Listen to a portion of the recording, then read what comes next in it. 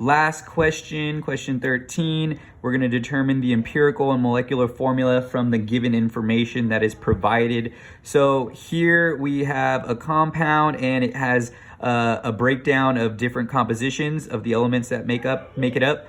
So what we can do, because this adds up perfectly to 100%, we can just assume 100 grams. That's like a pretty go-to shortcut that a lot of people use, and it's going to really help us in this expression. So what I did right here on question, sorry for the scatter, here we go, 13A. So I assumed 100 grams, and all you're going to do is you're going to convert each of these elements to moles, and you want to figure out the mole ratio in this expression.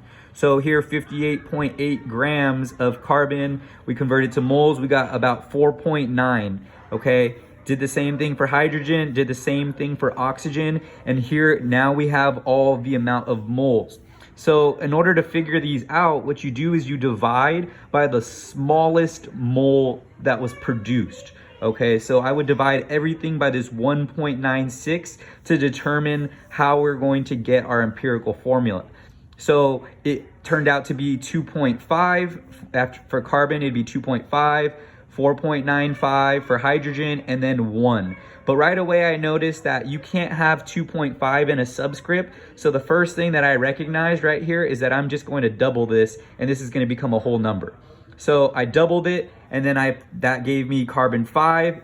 You got to do everything. You do one thing, you got to do it to everything. So I doubled this 2, H10, and then double this, O2. All right, so then that's our empirical expression.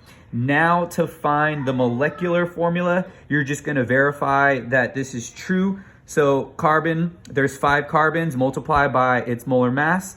So, and then you do the same thing for the rest of them. This equals 102, and that is it. Yeah, so that is the expression for it.